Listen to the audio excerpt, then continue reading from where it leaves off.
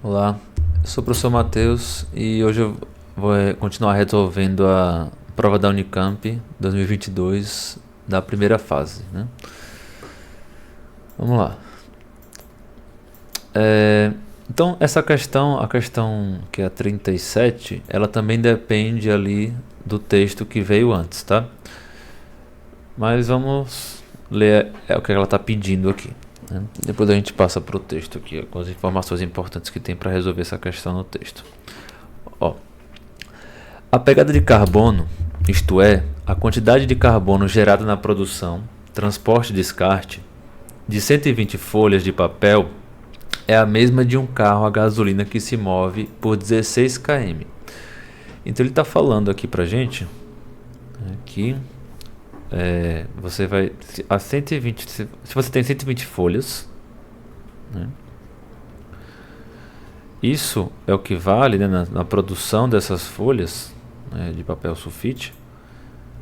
É o que vale a você rodar com o carro durante 16 quilômetros. Tá? Isso aqui é uma informação importante aí pra gente. E daí vamos pro próximo, né? O regulamento sobre automóveis de passageiros na Comissão Europeia estabeleceu como meta que as emissões dos veículos leves não poderão ultrapassar 95 gramas de CO2 por quilômetro. Aqui também tem uma informação importante, né? Eu vou botar ela aqui para baixo. Que é o que, né? Que é basicamente ele está falando que o carro não pode ultrapassar, né, 95 gramas de CO2 emitido na atmosfera a cada quilômetro rodado. Tá? Então, no caso, a cada 1 quilômetro, cada 1 km, ele tem que emitir no máximo 95 gramas, né, de CO2. Tá? Beleza. Dito isso a partir de 2020, né? E aí ele continua. Levando em conta a combustão completa da gasolina, considere a gasolina como sendo constituída unicamente de COH18, né? Que é um octano, né? E as informações do texto de referência, que é esse aqui que a gente vai ler já já. O uso de um cartucho da tinta Paper Saver nas condições estabelecidas pela Comissão Europeia permitiria reduzir a emissão de aproximadamente... Aí tem as opções, né? Vamos ler a primeira aqui. 1,5 kg de CO2, que é uma massa maior do que a massa da gasolina que foi emitida.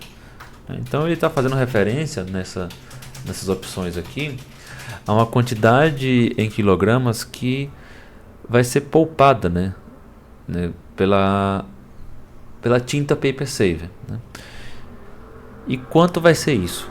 Quanto é que vai ser, quanto em quilogramas, né, de CO2, quanto é que vai ser poupado de fato? É isso que a gente precisa calcular, tá? Então vê só, nesse texto aqui que a gente já leu na questão anterior, né, da parte 1 desse vídeo, ele fala a seguinte situação aqui, ó, que o cartucho dessa tinta, né, ela rende a impressão de até 4.000 folhas, tá? Por que essa informação aqui é importante? Porque ele falou, né, que primeiro para a gente calcular a quantidade em quilogramas, a gente precisa saber quanto o carro vai ter rodado, né, para jogar aquela quantidade de CO2 na atmosfera. Então, pensa comigo aqui. Se ele falou no primeiro texto aqui, né, que a cada 16 km rodados é o equivalente, né, para produzir 120 folhas, né? Então, na produção de 120 folhas sulfite, é como se o carro tivesse rodado 16 km, né, e emitido, né, essa quantidade em gramas de CO2.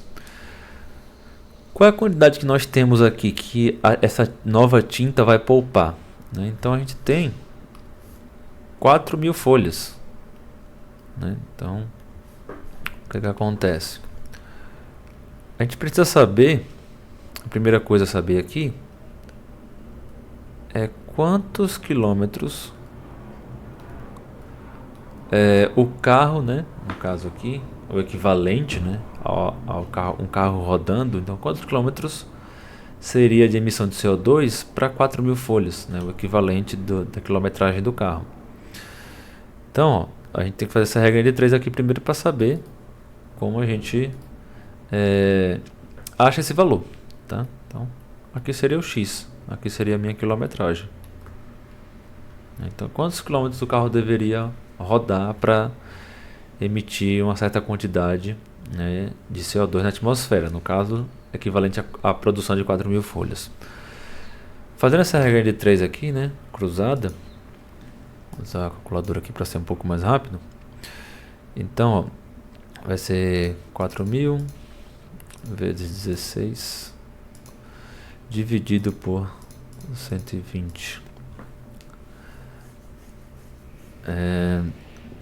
Então, seria, né, no caso aqui, para a quilometragem rodada seria de 533,33, né, quilômetros.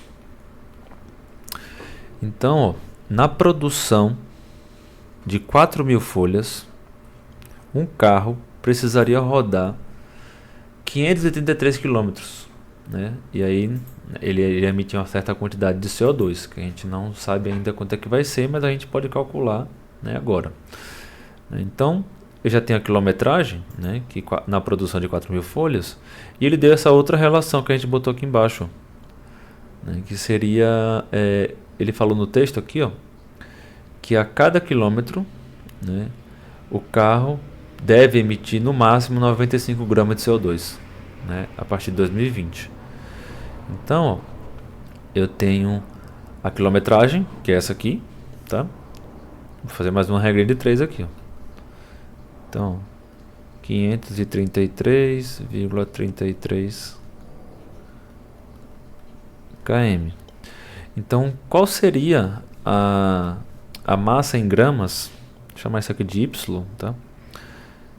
Que ele iria lançar na atmosfera de CO2.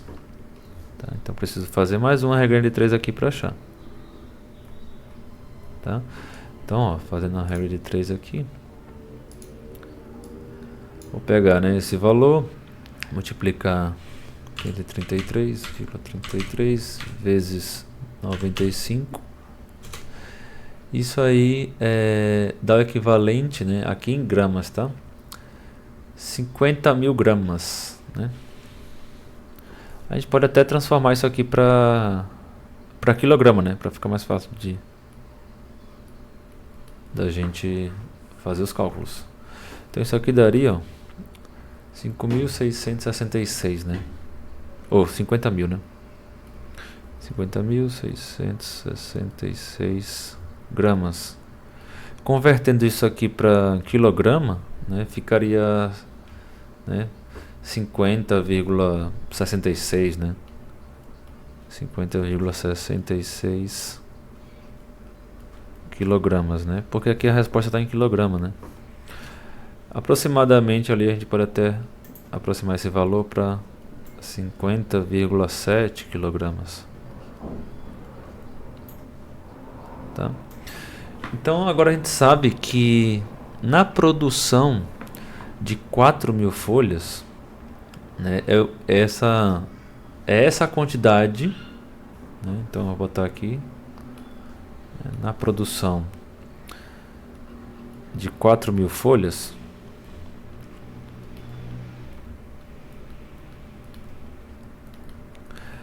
é o equivalente a produzir 50,7 quilogramas de CO2, tá? Quantidade bem elevada aí. Por isso que essa tinta nova seria importante, né? Porque ela iria economizar 4.000 folhas.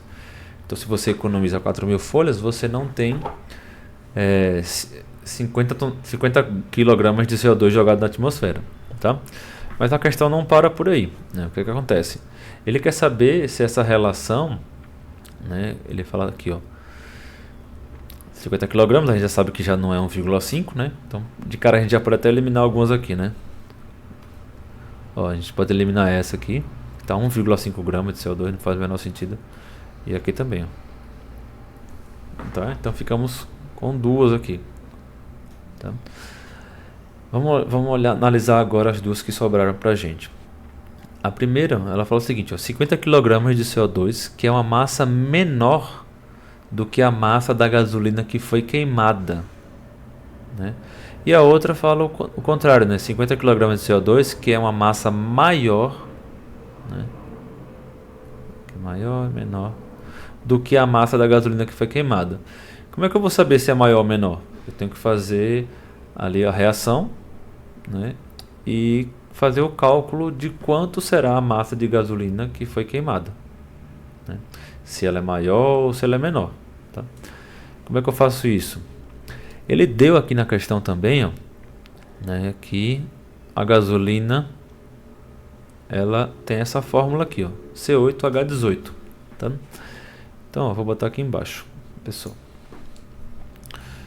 C8H18. O que acontece? Como é uma combustão, então você vai ter que reagir isso daqui com O2. Eu estou botando aqui um espaço porque aqui a gente vai ter que fazer, né, um cálculo para balancear essa equação, que obviamente ela não vai estar balanceada. A gente também sabe que quando você queima matéria orgânica, né, a matéria orgânica entra em combustão, você produz CO2 e água. Tá? Nos resta saber aqui quais são os coeficientes estequiométricos aí de cada um deles, né? Então você tem que balancear a equação, né? Aqui de cara, ó, tem 8 aqui, então precisa ter 8 aqui. Então a gente tem que botar um 8 para cá, ó. Porque carbono tem 8, aqui não pode ter apenas 1, né? Só que fazendo isso você bota aqui, né? 8 vezes 2 é 16, com mais um que tem aqui por enquanto 17, né? Mas a gente pode balancear também logo o hidrogênio. Aqui eu tenho 18, aqui eu tenho 2. Então eu preciso de um número que multiplicado por 2 dê 18, que é 9. Tá? Então aqui estão os coeficientes estequiométricos aqui, né? Aí vê só, quanto falta botar aqui do O2, né? Quanto é que eu tenho de O2 aí? Então de oxigênio, né, o carbono está balanceado, tem 8. Agora de oxigênio eu tenho aqui, né, agora, né? Aqui 16, né? 16 com 9 vai dar 26, né? 25. Né? Então, ó, porque aqui 8 vezes 2 é 16, 9 aqui é 1, né? Então, 25 total de oxigênio que eu tenho aqui. Então eu tenho aqui, né, seguindo aquelas regrinhas de estequiometria, né, de balanceamento, eu pego o valor que tem aqui, divido por 2, tá? E aí eu consigo, né, vai dar aqui 12,5, né, ali mais ou menos, multiplicado por 2 dá 25, né? Então aqui eu balancei minha equação, tá? Vou até pegar aqui para não confundir. Tá, beleza. Agora eu tenho que ver os dados que ele me deu na questão em referente a isso aqui. Por quê? Ó? Primeira coisa, eu estou queimando, né, o CO, né, ou no caso aqui a gasolina, né, com oxigênio formando o CO2. É isso aqui que eu quero saber, né? Então, para fazer essa relação aqui, eu tenho que calcular a massa, né, em gramas dessa molécula aqui, tá? Como é que a gente faz isso? A gente sabe, eu vou botar para cá assim, a gente sabe que o carbono, né, um carbono equivale a 12 gramas, né? Como eu tenho 8, né, aqui vai dar 16, 96, né? 96, e aqui eu tenho 18 hidrogênios. Como cada hidrogênio vale 1, então aqui daria 18 mesmo. Deixa eu ver se esses cálculos que eu fiz estão certos aqui. Então, ó, 12 vezes 8, 96. Agora aqui mais 18, né, dá 114, né? Então, ó, a massa em gramas da gasolina, né, para 1 mol seria de 114 gramas. Tá? Por que eu estou fazendo isso? Porque eu preciso saber, né, quanto isso aqui vai produzir de CO2. Tá? No caso, para a relação em grama que a gente tem. Porque a gente já tem a do CO2, né? A gente já sabe, ó, né, que a massa do CO2 vai ser essa aqui, ó, por essa quilometragem. Então a gente precisa saber qual que vai ser a massa, se vai compensar aqui, né? Então vamos lá. Então aqui está calculado. Agora a gente precisa partir para o CO2, né? O CO2 a gente sabe, né, também tem carbono e oxigênio. Então aqui só tem um carbono, né? Então seria 12. Aqui vale 16, né? Isso aí dá 44, né? 44 gramas, tá? Como eu tenho, né, o coeficiente aqui é 8, então eu tenho que fazer, ó, 8 vezes 44, tá? Daí qual é a relação que eu vou fazer? Eu já sei a massa, né, em gramas. Aqui posso utilizar gramas mesmo, não preciso converter, né? De CO2 que são produzidos, né, na fabricação dessa quantidade aqui de papel, tá? Que é, né, 50.000, cadê? 50.666 gramas, tá? Aí agora eu encontro aqui, vou chamar isso aqui de Z, né, qual a massa, né, da gasolina aqui que vai ser produzida, né, se vai ser menor ou se vai ser maior, né, para o transporte aqui dessa quantidade de folhas, né, que vai gerar essa quantidade de gás carbônico. Então, fazendo essa continha aqui, vou fazer na calculadora também para adiantar. Explicando aqui, 8 vezes 44, isso aqui dá 352, né? 352 gramas. Daí aqui, ó, pegar esse valor gigantesco aqui, multiplicar por 114, né, e dividir aí por 352. Tá, isso aqui dá 16.000 gramas, né? Então, ó, 16 e quanto ali?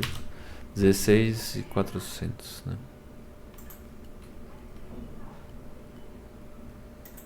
E 8 gramas. Convertendo isso aqui para quilograma, né? Indo por 1000 aqui, isso aqui ficaria 16, né? E 16,4 quilogramas, tá? Então, ó, a gente pode perceber que esse aqui é um valor menor, né, do que as minhas 50 que estava aqui, ó, tá? Então a resposta seria, né, vamos lá, 50 kg de CO2, que é uma massa menor do que a massa da gasolina que foi queimada. Não, a massa da gasolina, 50 kg de CO2, é maior, né, do que 16, obviamente, né? 50 é maior do que 16 aqui. Então a resposta seria a letra D, ó, 50 kg de CO2, que é uma massa maior do que a massa da gasolina que foi queimada.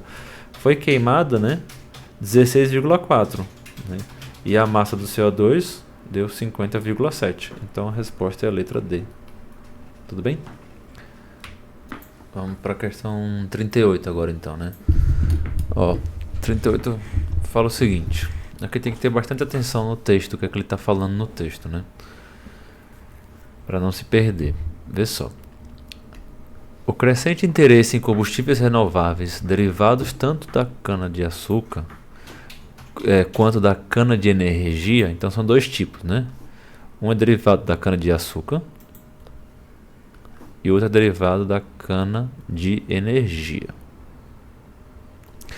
tem impulsionado estudos no sentido de permitir o maior aproveitamento desses dois tipos de cana na produção do bioetanol de primeira e segunda geração. Daí ele fala uma coisa aqui, ó. Sendo este último um biocombustível produzido a partir de fibras presentes na cana. Então ele está falando que o etanol de segunda geração é produzido pelas fibras da cana, né? E não pelo açúcar, tá? Que seria o de primeira geração. Daí ele fala, em um simpósio brasileiro sobre bioetanol e biorefino realizado em 2017, foram apresentados dados relativos à produção de bioetanol a partir de cana-de-açúcar e cana-de-energia, né? Um pequeno extrato desses dados encontra-se na tabela a seguir. Então, ó, vamos lá analisar essa tabela. Então aqui a gente tem as características, né? Teor de fibra, massa de fibra, teor de açúcar, massa de açúcar. Ele falou no texto que a segunda geração, né, de etanol é produzido a partir da fibra, né? Então esses dados aqui, ó, essas duas linhas primeiras aqui, é o etanol, né, de segunda geração, tá? E o do açúcar, né, o que é produzido através do açúcar, ele é o de primeira geração. Um etanol de primeira geração, tá? É isso que o texto está dizendo aqui pra gente. Daí vamos lá. E aqui tem umas relações interessantes, né? Porque, ó, tem o teor da fibra, a massa da fibra. Então, e aqui tem, né, a cana de açúcar, né, e a cana de energia, tá? São dois processos aí feitos, né, para o de primeira geração e de segunda. Então a gente pode até ver aqui, ó, por exemplo, para fazer etanol de segunda geração, usando o procedimento de cana de açúcar, né, a gente tem um teor de 14%, né, e a massa de 11%. Já o da cana de energia a gente tem de 25 para 45, né? É bem maior aqui, né? E daí vem o de segunda, né? Agora o de primeira geração. Então a gente percebe já que o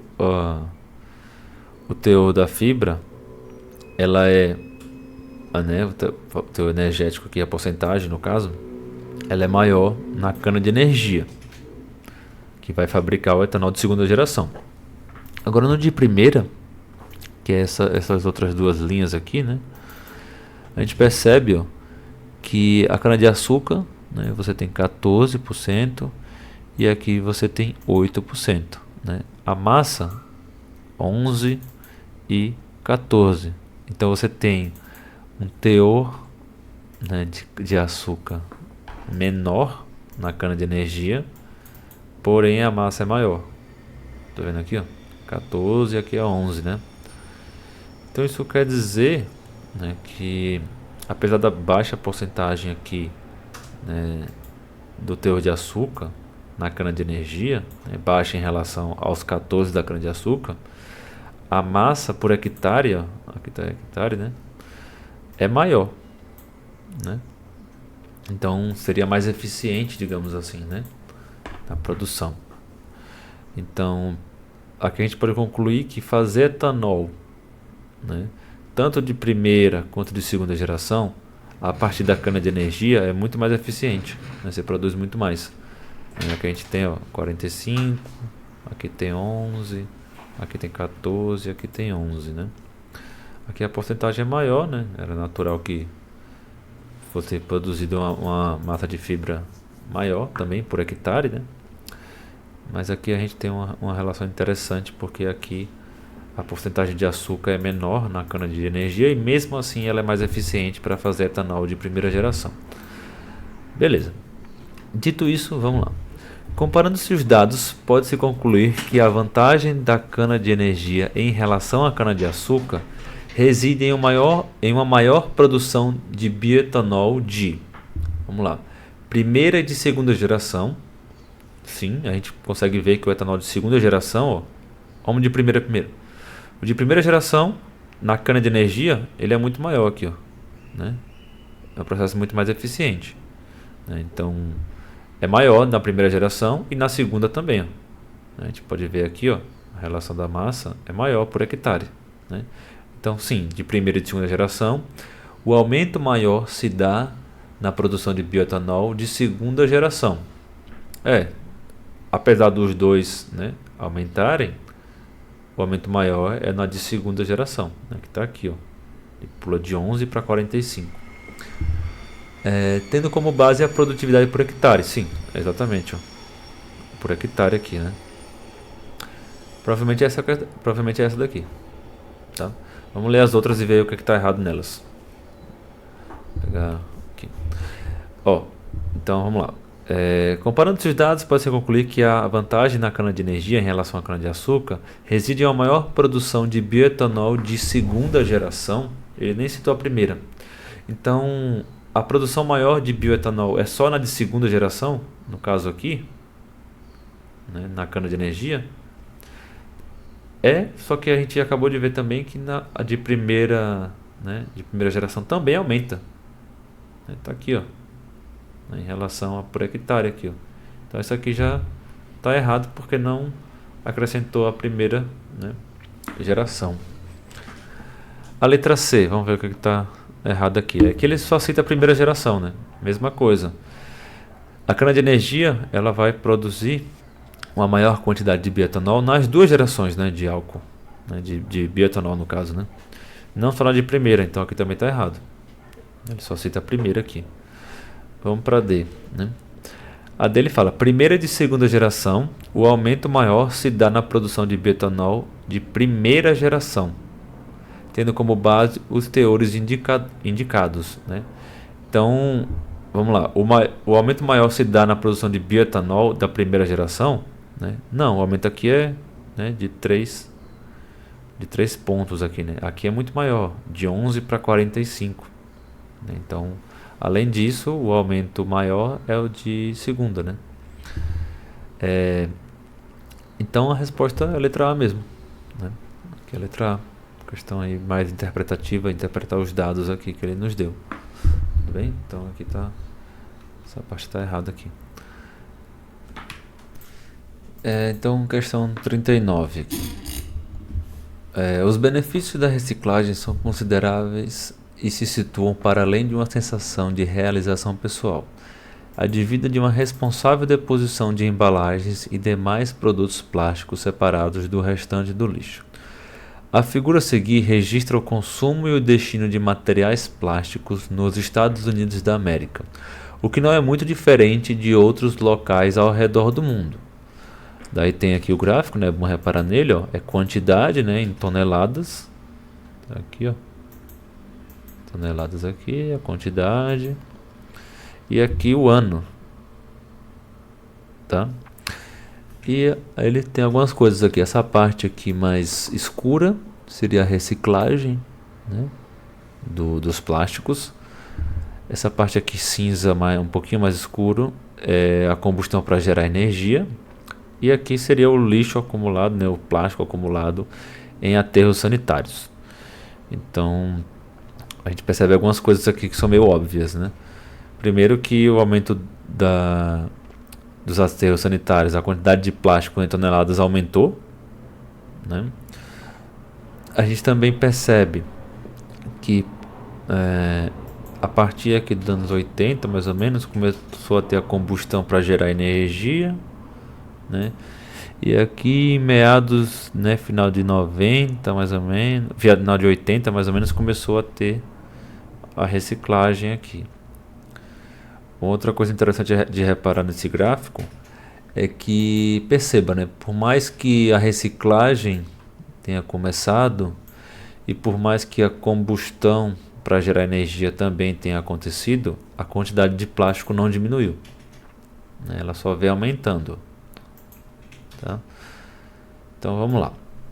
Aí ele pede o seguinte: de acordo com essa figura, o consumo de plástico vem aumentando, mas o percentual de plástico que vai para os aterros sanitários vem diminuindo. assim como os percentuais de reciclagem da queima. Não faz o menor sentido, né? A gente pode saber, primeiro que o gráfico não é percentual, né? Primeiro que o gráfico é de quantidades. Segundo que não está diminuindo, né? Está aumentando aqui, a gente pode ver aqui claramente aqui aumentando, né? Então a letra A não faz o menor sentido aí. A letra B. Então, de acordo com essa figura, o consumo de plástico vem aumentando, assim como o percentual de plásticos que vai para os aterros sanitários, pois há um aumento menor dos percentuais de reciclagem de queima. A primeira parte até está certa aqui, né? Porém a segunda está errada.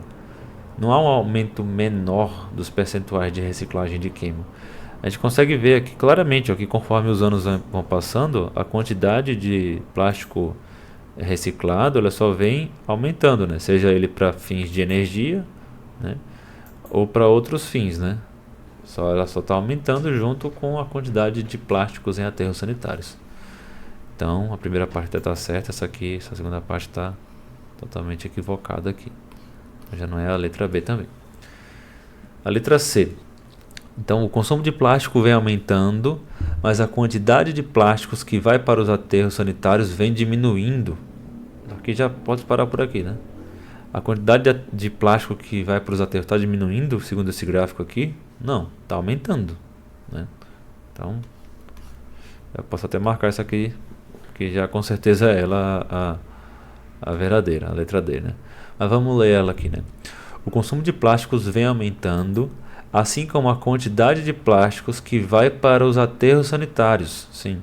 Mesmo com o aumento dos percentuais de reciclagem de queima, sim, é exatamente isso. A quantidade de plástico vem aumentando, segundo esse gráfico, apesar, né, da reciclagem e da queima para gerar energia. Então, com certeza é a letra D aqui. Então, pessoal, vamos para a última questão aqui da prova da Unicamp. Ela é uma questão bem interessante, tem alguns detalhes aqui para a gente pontuar. Então, vamos lá, né? Ela fala o seguinte: o sistema PSA, Pressure Swing Adsorption, é uma alternativa à produção de oxigênio para hospitais ou indústrias distantes de fornecedores. Esse sistema é também uma opção para os casos em que a produção por destilação criogênica não supre a demanda. O funcionamento do PSA se baseia na adsorção seletiva. Já falamos da adsorção aqui, né? Que é aquele processo onde o material sólido ele vai adsorver ali na superfície do material e não dentro dele. Então, na adsorção seletiva do oxigênio ou do nitrogênio. Então, o processo ele vai escolher, né? Ele vai adsorver ou oxigênio ou nitrogênio, né? O ar pressurizado é forçado a passar por colunas contendo substâncias sólidas. Então, como está na figura 1 aqui, ó, o ar entra por aqui, ele é absorvido aqui e posteriormente ele vai ser liberado aqui, né? Daí ele continua. Tais substâncias adsorvem seletivamente ou o oxigênio ou o nitrogênio, né? E aqui tem uma informação muito importante, ó. Quando o sólido fica saturado, promove-se uma despressurização do sistema e então o gás se dissolve do sólido. Se dissolver quer dizer que ele foi liberado, que ele liberou o gás. Dessa forma, os dois principais gases do ar são separados um do outro. A figura A, esquematizada no sistema do funcionamento do PSA, e os gráficos 1 e 2 representam isotermas de adsorção. Estudo do equilíbrio a uma temperatura constante de nitrogênio e oxigênio para dois adsorventes distintos. O gráfico 1, que é esse aqui, diz respeito a um complexo do metal cobalto denominado CoBT-TRI, né? Enquanto o gráfico 2 diz respeito a um zeólito representado pela fórmula NaX. Tá? Então vamos analisar os gráficos aqui. Então nesse primeiro gráfico a gente consegue perceber, ó, que ele, primeiramente, que ele absorve, né, adsorve, melhor dizendo, o oxigênio e o nitrogênio que está aqui embaixo, porém em diferentes resultados aqui, né? Por quê? Ó? Primeira coisa, ele absorve, se a gente reparar aqui, absorve, né, o nitrogênio mais facilmente. Percebam, o nitrogênio é esse triângulozinho aqui, ó. Perceba que a pressões mais baixas ele já começa a absorver o nitrogênio, né? O que não é o caso do oxigênio.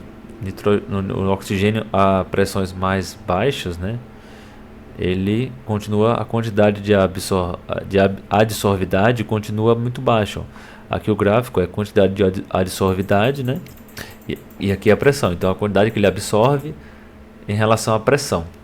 Então conforme a pressão aumenta, o nitrogênio já vai adsorvendo aqui, ó.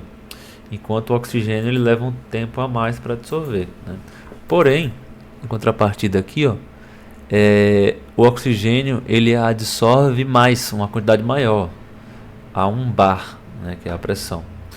A 1 bar ele absorve a uma quantidade muito maior do que a do nitrogênio, né? Então, o seguinte, o nitrogênio ele absorve primeiro, o oxigênio ele começa a absorver um pouco depois, porém ele absorve muito mais O2 do que N2. Então nesse primeiro sistema a gente pode dizer que ele absorve mais O2, tá? No segundo sistema aqui, né, a gente pode analisar aqui também, aqui os símbolos estão trocados, né? O triângulo é do O2, então esse primeiro aqui é do O2 e esse outro aqui é o do N2, né? Que é as bolinhas aí. Aqui a gente já consegue reparar um comportamento diferente, né? Por quê?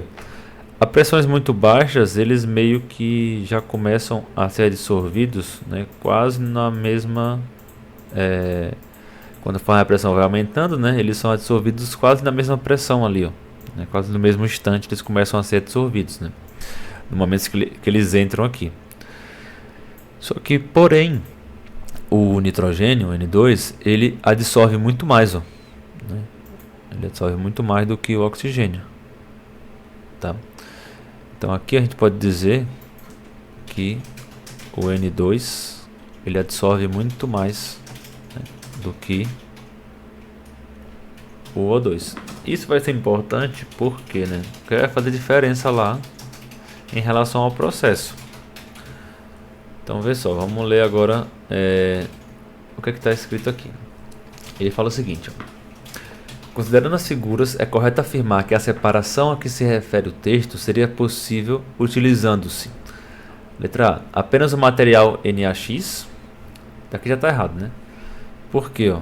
Não é apenas o material NaX. Os dois eles absorvem, né, o oxigênio e o nitrogênio. Então seria os dois, não apenas um, né? Ele está mostrando que os dois absorvem. Um é mais lento, é mais rápido, etc. Mas os dois absorvem. Então aqui já está errado. Aí a letra B: qualquer um dos dois materiais, né? Então os dois, realmente os dois materiais, né? Tanto esse quanto esse, eles absorvem ambos os gases. Então aqui tá, essa primeira parte está correta. Vamos ler o que resta aqui para a gente. O oxigênio seria obtido na despressurização. Aqui tem um detalhe bem importante, ó. Por quê? Vamos pensar aqui, né? Por que o oxigênio seria obtido apenas na despressurização? Despressurização é quando ele vai, né, diminuir a pressão ali. Vê só. Ele fala no sistema ainda. No sistema, no caso do sistema 1, né, que é esse aqui, ó. Esse aqui de cima. Então, o que a gente pode reparar aqui, ó? A gente viu que o oxigênio, esse material consegue capturar mais oxigênio, né? É uma quantidade maior, tá? Então, se ele absorver uma quantidade maior, isso quer dizer que esse material está mais retido ali no material sólido, no caso aqui dentro, né? O nitrogênio ele também reteve, né? Mas em uma quantidade muito menor. Olha só. Então, quando ocorrer a despressurização, né, os gases eles vão começar a dissolver, né, que é aqui como ele falou aqui, ó.